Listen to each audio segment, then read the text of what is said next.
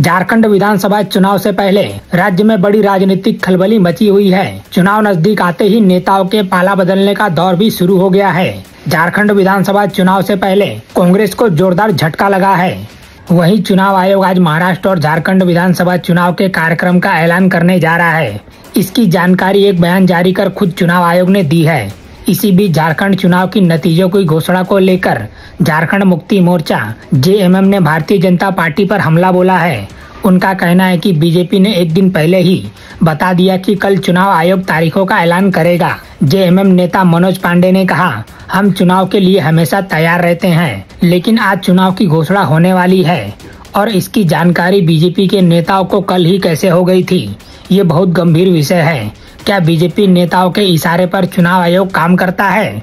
हेमंत बिस्वा शर्मा कल अपने एक बयान में बोल गए थे कि आज चुनाव की घोषणा होने वाली है। किसी आयोग को इस कदर कठपुतली बनाकर रखना ये गंभीर बात है। सोमवार को कांग्रेस की सीनियर नेता डॉक्टर मंजू कुमारी ने अपने पिता और पूर्व विधायक शुकर रविदास और सैकड़ों कार्यकर्ताओं के साथ बीजेपी का दामन थाम लिया। बाबूलाल मरांडी और हेमंत बिस्वा शर्मा ने मंजू कुमारी का पार्टी में स्वागत किया।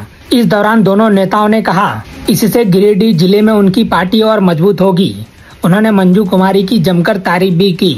मंजू कुमारी गिरिडीह जिले में कांग्रेस की सीनियर नेता रही हैं। वह पिछले चुनाव में जमुआ विधानसभा सीट पर बीजेपी के कद्दावर नेता केदार हजार को कड़ी टक्कर देते हुए चुनाव हार गई थी। बीजेपी में शामिल होने के बाद केदार के साथ ही उन्हें भी टिकट का दावेदार माना जा रहा है। केदार ने कहा कि बीजेपी बड़ी पार्टी है। मंजू के पिता भी भाजपाई थे।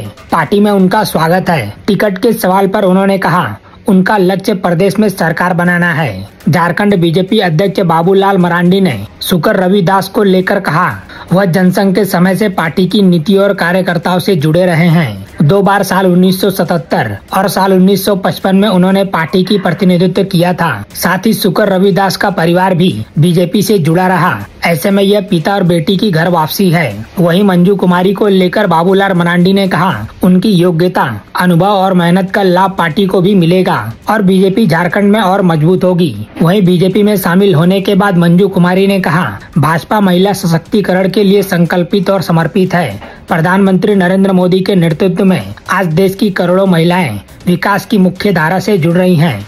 वहीं असम के मुख्यमंत्री और झारखंड चुनाव सह प्रभारी हेमंत बिस्वा शर्मा ने कहा, राज्य की भ्रष्ट सरकार को हटाने और यहाँ सुशासन को लाने की बहुत जरूरत है। जो साथी पार्टी छोड़कर गए थे, उन्हें वापस लाकर झारखंड को विकसित बनाना है।